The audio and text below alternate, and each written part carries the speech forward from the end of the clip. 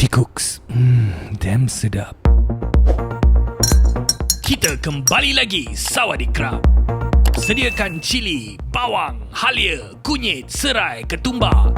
Potong kasar dan masuk blender. Tambah jintan, lada putih, ketumbar, belacan, kulit lemon. Masuk air. Kisar. Sediakan ramuan yang lain. Panaskan minyak dan masukkan paste. Kacau dan tambah gula. Kacau lagi sampai minyak pecah.